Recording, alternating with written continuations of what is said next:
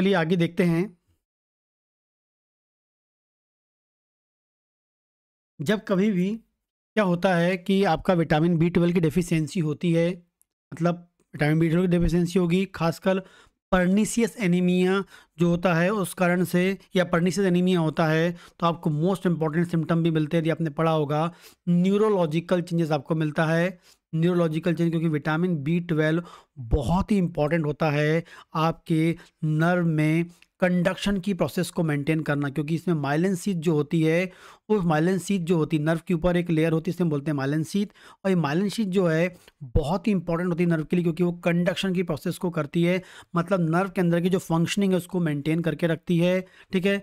Vitamin B 12 नहीं होगा तो माइलिन शीथ का फॉर्मेशन प्रॉपर नहीं हो पाएगा, कंडक्शन नहीं हो पाएगा, जिस कारण से आपको न्यूरोलॉजिकल डिसऑर्डर मिल सकते हैं। एंड लास्ट आपको इम्पेयर्ड गैस्ट्रिक एसिड सिक्रीशन कैसे मिलेगा? क्योंकि आपको याद रखना है कि गैस्ट्रिक एसिड सिक्रीशन क्यों मिलेगा, क्योंकि आपको याद रखना है कि पैराइटल सेल्स नहीं होंगी। पैराइटल सेल्स नहीं होंगी तो HCl नहीं बनेगा। HCl नहीं बनेगा तो आपकी बॉडी में HCl की डेफिशिएंसी हो जाएगी, क्योंकि पैराइटल सेल्स के अगेंस्ट क्या है, आपको मिल रहा है क्या वहाँ पर? एंटीबॉडीज मिल रही है, जो ऑलरेडी मैंने आपको बताया। जैसे एक क्लोरहाइड्रिया मिलेगा, एक क्लोरहाइड्रिया आपको मिलेगा। वेरी वेरी इंपॉर्टेंट याद रखना है कि जब भी हम autoimmune gastritis, autoimmune या chronic gastritis due to autoimmune condition, तो उसमें एक क्लोरहाइड्रिया मिलेगा, मतलब आपको HCl यहाँ पर कम मिलेगा।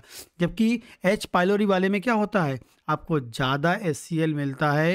ये दोनों में बहुत ही इंपॉर्टेंट डिफरेंस होता है। ठीक है, तो ये याद रखना है, इम्पेयर्ड गैस्ट्राइटिस आपको यहाँ मिलेगा। आगे हम बात करते हैं, पैथोजेनेसिस की बात करते हैं। जो भी हमने पॉइंट देखा, पहला हमने पॉइंट क्या देखा था कि भैया एंटीबॉडीज बन रही है पैराइटल सेल्स के अगेंस्ट, इंट्रिंसिक फैक्टर्स के अगेंस्ट, पैथोजेनेसिस आपको कम मिल रहे हैं। ठीक है, अगली बात कर रहे हैं अपन कि आपका जो है विटामिन बी 12 की डेफिशिएंसी आपको मिल रही है। ठीक है, जिससे आपको न्यूरोलॉजिकल प्रॉब्लम होती है, और एक क्लोरहाइड्रिया आपको मिल रहा है। ठीक है, तो हम लोग इसमें पैथोजेनेसिस देखते हैं। तो due to autoimmune condition, autoimmune activity, autoimmune condition के कारण क्या होता है, हमारा इम्यून सिस्टम क्या करता है, एंटीबॉडीज बनाता है पैराइटल सेल्स के अगेन। ठीक है, वही कंडीशन है जिसमें क्या है, जो पैराइटल सेल्स है उसको वो एंटीजन रीड करता है, एंटीजन मानकर उसके अगेंस्ट एंटीबॉडी बनाता है। और जब एंटीबॉडी एंटीजन दोनों होते हैं तो खासकर एंटीबॉडी का काम क्या होता है, एंटीजन को किल करना। तो एंटीजन एंटीबॉडी रिएक्शन होती है, जिससे वो एंटीबॉडी, मतलब जो एंटीबॉडी होती है वो एंटीजन को किल करती है, मतलब पैराइटल सेल्स को किल कर देती है। और जब पैराइटल सेल्स किल होती हैं तो सबसे पहले क्या होता है, आपको याद रखना है कि जैसे पैराइटल सेल्स नहीं होगी, पैराइटल सेल्स काम क्या होता है, HCl को बनाना, और पैराइटल सेल काम क्या होता है, इंट्रिंसिक फैक्टर को फॉर्म करना। ठीक है, अब पैराइटल सेल नहीं होगी तो क्या होगा, आपका HCl नहीं बनेगा। HCl नहीं बनेगा मतलब आपको HCl कैसे मिलेगा, एब्सेंट मिलेगा, मतलब HCl वहाँ बनेगा ही नहीं। इसका मतलब है एक क्लोरहाइड्री आपको मिलेगा, याद रखना है, गैस्ट्रिक एसिड आपको नहीं मिलेगा। ठीक है। दूसरी हम बात करते हैं, एब्सेंस मिलेगा क्या, आपका इंट्रिंसिक फैक्टर आपको कम मिलेगा। इंट्रिंसिक फैक्टर नहीं होगा, इंट्रिंसिक फैक्टर एब्सेंट होगा तो विटामिन बी 12 से बाइंड नहीं होगा, बाइंड नहीं होगा तो एब्जॉर्ब नहीं होगा, एब्जॉर्ब नहीं होगा तो क्या होगा, वो पर्नीशियस एनीमिया प्रोड्यूस कर देगा। क्योंकि इंट्रिंसिक फैक्टर बाइंड होगा, इंटेस्टाइन में पहुंचेगा इलियम पार्ट में, वहाँ पर इंट्रिंसिक फैक्टर बाइंड विथ इन आपके जो इलियम पार्ट में होता है, वो इंट्रिंसिक फैक्टर के लिए रिसेप्टर होते हैं, ना कि विटामिन बी 12 के लिए। लेकिन इंट्रिंसिक फैक्टर से कौन चिपका हुआ है, विटामिन बी 12 चिपका हुआ है। इंट्रिंसिक फैक्टर चिपकेगा तो विटामिन बी 12 एब्जॉर्ब चिपकेगा एंड देन एब्जॉर्ब होगा। लेकिन इंट्रिंसिक फैक्टर है नहीं, विटामिन बी 12 एब्जॉर्ब नहीं होगा, पर्नीशियस एनीमिया मिलेगा। ठीक है। आगे बात करते हैं, तीसरी जो कंडीशन है याद रखना है, डेफिशिएंसी आपको या आपको गैस्ट्रिक का एसिड कम मिल रहा है। जब क्या आपकी बॉडी में एक इंपॉर्टेंट मैकेनिज्म आपको याद रखना है पहले, ठीक है ना, क्या होता है आपकी बॉडी में नॉर्मली जो होता है आपका एसिड कैसे बनता है, ये पहले अपन समझते हैं, फिर ये तीसरी पैथोलॉजी को हम लोग समझेंगे। नॉर्मली क्या होता है आपकी बॉडी में, क्या होता है जो एंट्रम पार्ट है, यहाँ पर एंडोकाइनल सेल्स होती हैं जिसका नाम होता है जी सेल्स होती हैं, और जो क्या निकालती हैं, गैस्ट्रिन को निकालती हैं। ठीक है ना, ये गैस्ट्रिन को निकालती हैं, और ये गैस्ट्रिन क्या होता है, ये जाता है और आपकी पैराइटल सेल्स को स्टिमुलेट करता है, और उससे क्या निकलवाता है, HCl को फॉर्म करवाता है। ठीक है ना, और जैसी HCl फॉर्म हो जाता है, HCl की नॉर्मल सिक्रीशन हो जाता है, तो ये एक फीडबैक पहुंचाता है किसको, जी सेल को, और बोलता है कि भाई अब गैस्ट्रिन निकलना बंद करो, क्योंकि गैस्ट्रिन निकलता रहेगा तो HCl निकलता रहेगा। मतलब जैसे ही आपकी बॉडी में ये मान लिए कि आपका HCl की डिमांड है, HCl को निकालना है, तो क्या करना पड़ेगा, गैस्ट्रिन के सिक्रीशन को बढ़ाना पड़ेगा। HCl कम होगा, मतलब HCl की डिमांड है, मतलब क्या है, HCl की आवश्यकता मतलब HCl की कमी है। आपके स्टमक में HCl की कमी है, मतलब जैसे आप खाना खाते हो तो HCl निकलना चाहिए। तो नॉर्मली क्या होता है, जब आप खाना खाते हैं तो जैसे ही आप खाना खाएंगे तब HCl निकलता है, ठीक है। तो जैसे ही HCl निकलता है, ठीक है, ये हमको हमारे स्टमक को HCl निकालना है, HCl के लेवल को बढ़ाना है, HCl के सिक्रीशन को बढ़ाना है, तो ऑटोमेटिकली क्या होता है, एंट्रल पार्ट की जो जी सेल हैं वो गैस्ट्रिन के सिक्रीशन को बढ़ाती हैं, और गैस्ट्रिन जो होता है वो निकल के जाता है और पैरेटल सेल को बोलता है कि भैया HCl निकालो। जैसी HCl भरपूर मात्रा में निकल जाता है तो एक फीडबैक मैकेनिज्म के द्वारा वो जी सेल को बताता है कि भाई HCl निकल चुका है, HCl निकल चुका है, अब मुझे HCl नहीं चाहिए, तो गैस्ट्रिन मत निकालो, क्योंकि गैस्ट्रिन आएगा तो HCl बनेगा, गैस्ट्रिन आएगा तो पैरेटल सेल एक्टिवेट होगी, HCl बनेगा। लेकिन अब HCl नहीं चाहिए भाई, तो इसका मतलब है कि जो सील है, जो जी सेल है, वो क्या हो जाएगी, अपना काम करना कम कर देगी, गैस्ट्रिन को निकालना कम कर देगी, और गैस्ट्रिन नहीं निकलेगा तो ऑटोमेटिकली पैरेटल सेल एक्टिवेट नहीं होंगी और एक्सेसिव आपका HCl नहीं निकलेगा। तो कुल मिला के साइकिल चलती रहती है, जितना HCl चाहिए वो निकल जाता है, फिर उसके बाद फीडबैक मैकेनिज्म आती है, जी सेल जो होती है वो इनएक्टिवेट होती है, गैस्ट्रिन नहीं निकलता है, HCl नहीं निकलता है। लेकिन जैसी फिर HCl की डिमांड होगी, फिर हमारा सिग्नल आएगा किसके पास, आपके सिग्नल किसके पास आएगा, आपके जी सेल के पास, और वो फिर क्या करेगी, गैस्ट्रिन निकालेगी, फिर गैस्ट्रिन पहुंचेगा पैरेटल सेल के पास और फिर वो HCl को निकालेगा। इस टाइप से बैलेंस साइकिल चलती रहती है। फिर से एक बार रिवाइज करता हूं मैं आपको, वेरी वेरी इंपॉर्टेंटली है, जैसे ही आपको HCl की आवश्यकता होती है तो सिग्नल कहाँ पहुंचता है, आपके आपके एंट्रम के जो एंट्रल पार्ट के जी सेल के पास पहुंचता है, और जी सेल क्या करती है, आपका गैस्ट्रिन रिलीज करती है, और गैस्ट्रिन जाता है पैरेटल सेल के पास, और पैरेटल सेल को बोलता है कि HCl निकालो। जैसे ही HCl कंप्लीट निकल जाता है, नॉर्मल उसका सिक्रीशन हो जाता है, फिर एक सिग्नल आता है जी सेल के पास जो एंट्रल पार्ट में है, और उसको बोलता है कि भैया आप गैस्ट्रिन मत निकालो, क्योंकि HCl निकल चुका है और वो गैस्ट्रिन नहीं निकालता है, ठीक है। इस तरीके से ये गैस्ट्रिन निकलना बंद हो जाता है, HCl निकलना इस प्रकार से कंट्रोल होता रहता है, ठीक है ना। ये नॉर्मल मैकेनिज्म होती है।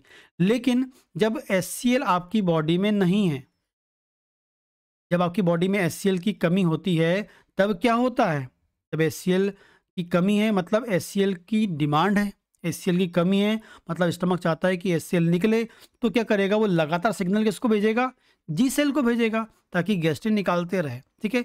लेकिन यहाँ तो क्या है, आपका HCl निकल ही नहीं पा रहा है, HCl निकल ही नहीं पा रहा है, मतलब पैरेटल सेल को लग रहा, सॉरी आपकी जो गैस्ट्रिन या जी सेल, जो आपका जी सेल है जो आपके एंट्रल पार्ट में, उसको लग रहा है कि भाई अभी जो नेगेटिव फीडबैक आना चाहिए था पैरेटल सेल से, पैरेटल से एक जो फीडबैक आना चाहिए था कि भैया HCl निकल चुका है, आप शांत बैठ जाओ, गैस्ट्रिन मत निकालो, ये सिग्नल आना चाहिए था।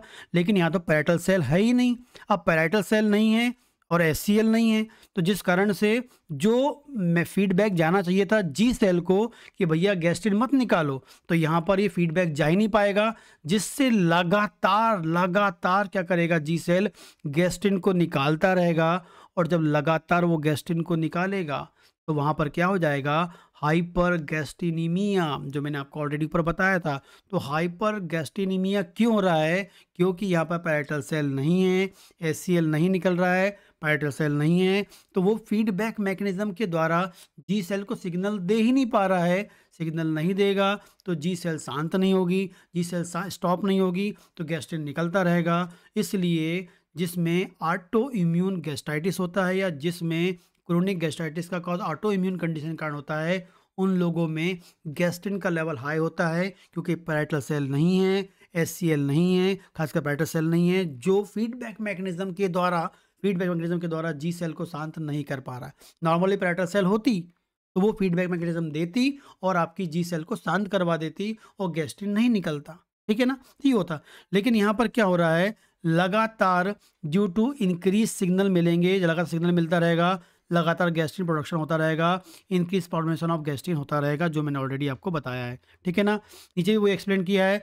नॉर्मली जो होता है वही एचसीएल लेवल कम होगा, सिग्नल आपका एंट्रम को लगातार जाता रहेगा, जी सेल स्टिमुलेट होती रहेगी, गैस्ट्रिन निकलता रहेगा, ये आपको बताया मैंने आपको। ठीक है ना, ये मोस्ट इंपॉर्टेंटली आपको फीडबैक मैकेनिज्म के द्वारा जो बताया था मैंने, है ना। ठीक है ना, लेकिन जब गैस्ट्रिन एक्ट पैराइटल सेल तो एचसीएल प्रोडक्शन होता है, पैराइटल सेल से बता चुका मैंने। और after formation of HCL feedback mechanism जाती है, स्टॉप होता है गैस्ट्रिन निकलना। ठीक है, बट यहाँ पर पैराइटल सेल है ही नहीं, वही मैंने आपको बताया। ठीक है तो एग्जैक्टली क्या होता है, तो जिससे आपका हाई लेवल ऑफ क्या होगा, गैस्ट्रिनीमिया हो जाएगा, नो एसिड फॉर्मेशन आपका होगा। ठीक है, नो फीडबैक मैकेनिज्म होगी, no stop format production of आपका जी सेल होगी, मतलब जी सेल को वो स्टॉप नहीं कर पाएगा, लगातार गैस्ट्रिन निकलेगा। और आपको क्या मिलेगा, फाइनली आपको याद रखना, यहाँ मिलेगा हाइपर गैस्ट्रिनीमिया मिलेगा। ठीक है ये, लेकिन जब एचसीएल नहीं है और लगातार जी सेल जो है उसको सिग्नल मिल रहा है कि भैया गैस्ट्रिन निकालो, क्योंकि अंदर तो लग रहा है एसिड बना ही नहीं, क्योंकि एसिड बनेगा पैराइटल सेल होगी तभी तो सिग्नल, उसको रोकने वाला सिग्नल आएगा। जी सेल को रोकने वाला सिग्नल पैराइटल सेल से ही आता है, और वो कब आता है, जब वहाँ पर एचसीएल नॉर्मल लेवल पे पहुँचेगा। लेकिन एचसीएल बन ही नहीं रहा है, पैराइटल सेल है ही नहीं, तो आपको सिग्नल देने वाला कोई सेल है ही नहीं, तो लगातार गैस्ट्रिन आपको यहाँ पर लगातार इसको स्टिमुलेशन मिलता रहेगा, और जो जी सेल है लगातार आपका गैस्ट्रिन निकालती रहेंगी।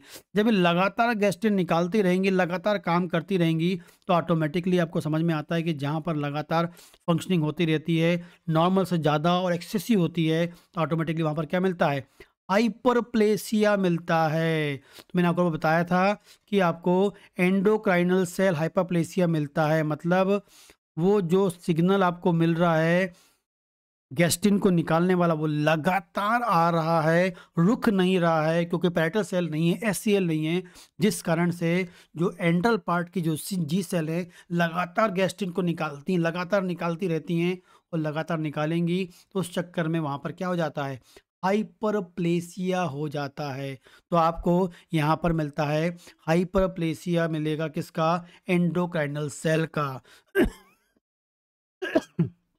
तो अपन ने ये बोलेंगे कि यहाँ पर एंडोक्राइन सेल का हाइपरप्लेसिया भी आपको मिल गया, हाइपर गैस्ट्रिनीमिया भी आपको मिल गया। ठीक है ना, और ऊपर हमने देखा था विटामिन B12 की डेफिशिएंसी भी आपको मिल गई, पर्निशियस एनीमिया भी आपको मिल गई। जितने अपन ने पॉइंट्स ऊपर देखे थे वो पूरे यहाँ पर आ गया। ठीक है, तो एंडोक्राइन हाइपरप्लेसिया क्यों मिल रहा है ये भी आपको बता दिया, हाइपर गैस्ट्रीमिया क्यों मिल रहा है बता दिया, पर्निशियस एनीमिया आपको बता दिया मैंने। ठीक है ना, तो ये इंपॉर्टेंट पैथोलॉजी है जो आपको याद होनी चाहिए। ठीक है, आगे बात करते हैं। साथ में कुछ ही मिलता है कि जो आपका चीप सेल है वो भी डिस्ट्रॉय होने लगती है, क्योंकि बाद में पैराइटल सेल डिस्ट्रॉय होती है ये भी, जिस कारण से क्या होता है, पेप्सिन का लेवल भी कम होता है, और जिस कारण से प्रोटीन मेटाबॉलिज्म ऑलरेडी आपका कम हो जाता है, जो ऑलरेडी मैंने डिस्कस कर चुका हूँ, वही चीज़ को मैंने यहाँ पर बताया हुआ है। ठीक है ना, आगे बात करते हैं मॉर्फोलॉजिकल चेंजेस। ये मॉर्फोलॉजिकल चेंजेस क्या है, ये एग्जैक्टली आपको दो जगह मिलेंगे, एग्जाम में 2 पॉइंट में आ सकते हैं। यदि पैथोलॉजी का पेपर आप दे रहे हैं सेकेंडरी पैथोलॉजी में, तो वहाँ पर आपको पूछता है morphological changes of of auto immune gastritis या क्रोनिक गैस्ट्राइटिस की बात करें, ऑटो इम्यून गैस्ट्राइटिस में मॉर्फोलॉजिकल चेंज में ये मिलेंगे।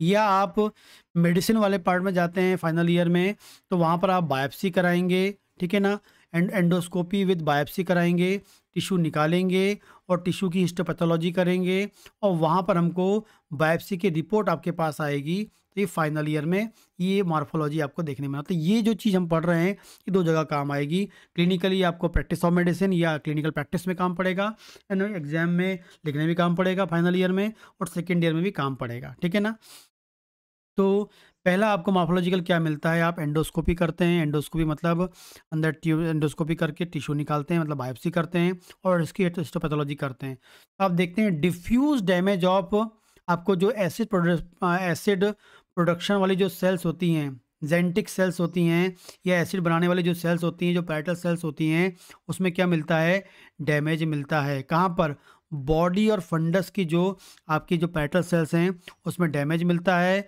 और डैमेज मिलेगा। ठीक है, डैमेज मिलेगा, साथ में वहाँ की जो म्यूकोसा है वो पतली हो जाती है, थिन हो जाती है, और फाइनली आपको वहाँ पर एट्रॉफी मिलती है, और फाइनली आपको क्या मिलेगी, वहाँ डिफ्यूज एट्रॉफी मिलती है।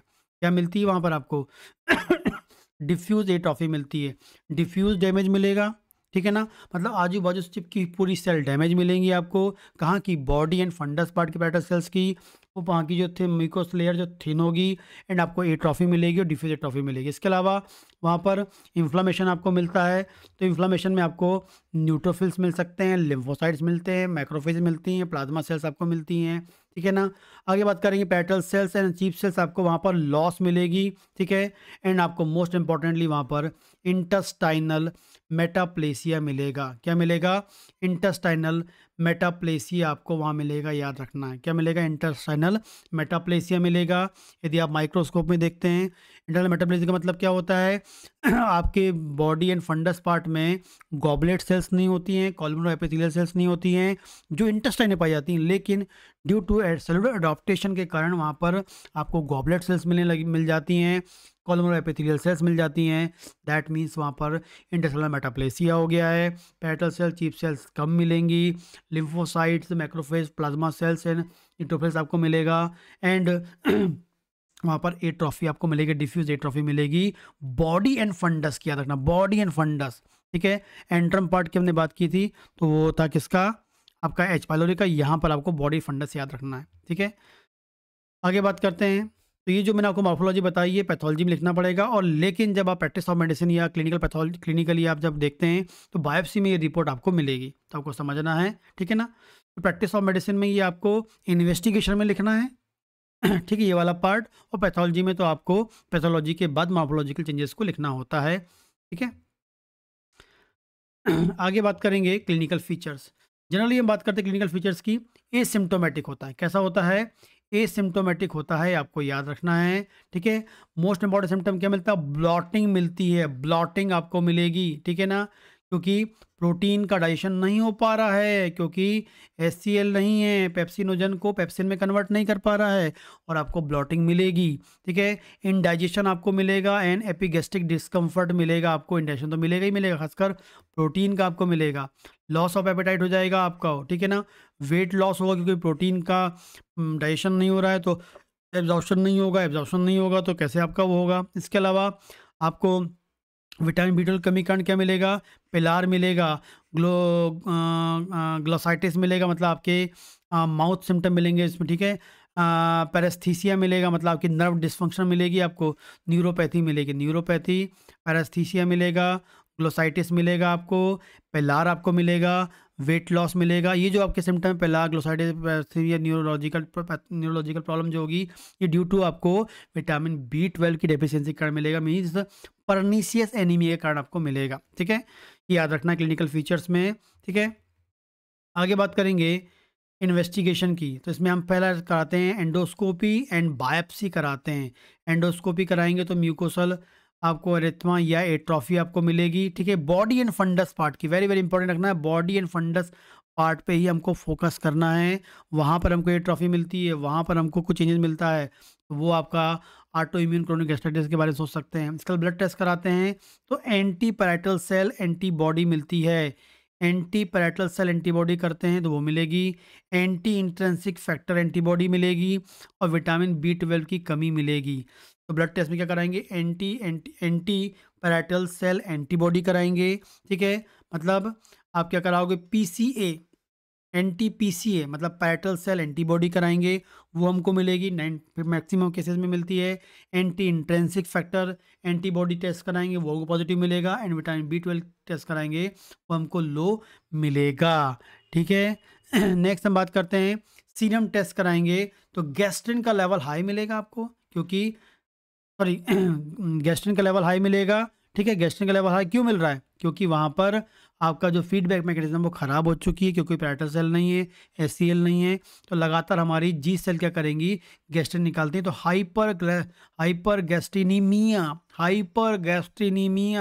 बहुत ही इंपॉर्टेंट एग्जाम का कॉम्पिटिटिव एग्जाम क्वेश्चन है, ठीक है। इसके अलावा पेप्सिनोजन का लेवल भी आपको कम मिलेगा, क्योंकि यहाँ पर चीफ सेल भी की एट्रोफी हो रही है। चिलिंग टेस्ट कराते हैं, जो कंफर्म करता है कि विटामिन बी 12 का मेल एब्जॉर्प्शन के बारे में, क्योंकि इंटेंसिव फैक्टर नहीं होगा तो ऑटोमेटिक मेल एब्जॉर्प्शन मेल आपको मिलेगा। तो चिलिंग टेस्ट भी कई बार कराते हैं, ठीक है। तो इतने इंपॉर्टेंट टेस्ट आपको करने हैं, बहुत इंपॉर्टेंट हैं। इसके अलावा बात करेंगे कॉम्प्लिकेशंस की। कॉम्प्लिकेशंस में पहले याद रखना है क्या होता है। पहला तो आपको पर्निशियस एनीमिया मिलेगा, क्योंकि इंटेंसिव फैक्टर नहीं है, विटामिन बी 12 नहीं है। फिर है दूसरा है गैस्ट्रिक एडिनोकार्सिनोमा। गैस्ट्रिक एडिनोकार्सिनोमा आपको मिल सकता है, ठीक है। एंड न्यूरो एंडोक्राइन ट्यूमर, आपकी जो जी सेल्स हैं लगातार स्टूबलेट हो रही हैं एंट्रल पार्ट की, तो वहाँ पर क्या मिलेगा आपको, आपको हाइपरप्लेसिया मिलता है, तो फाइनली वहाँ पर ट्यूमर ही मिल सकता है। न्यूरो एंडोक्राइन ट्यूमर मिल सकता है, या एंडोक्राइनल सेल हाइपरप्लेसिया मिलेगा, ठीक है ना। गैस्ट्रिक एंड एडिनोकार्सिनोमा एंड आपको पर्निशियस एनीमिया मिलता है, ठीक है। ट्रीटमेंट में क्या करना है, विटामिन बी 12 का सप्लीमेंट देना है, लाइफ लॉन्ग देना पड़ेगा, क्योंकि पैराइटल सेल नहीं है, इंटरनल फैक्टर नहीं है, ठीक है। रेगुलर मॉनिटरिंग करनी है एंडोस्कोपी से, क्योंकि कई गैस्ट्रिक कैंसर के रिस्क के कारण आपको लगातार मॉनिटरिंग करती रहनी पड़ेगी। विटामिन बी 12 आपको सप्लीमेंट लगातार देने पड़ेंगे ठीक है, ये आपको याद रखना है।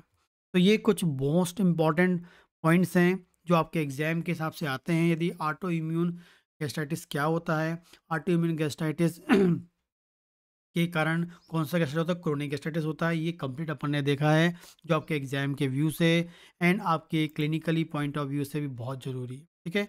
तो ये आप प्रॉपरली एक दो बार देखें वीडियो को, तो आई थिंक आपको पूरा कंप्लीट बनेगा। फिर भी क्वेश्चन आपको होता है तो आप मुझे कमेंट करके बताएं।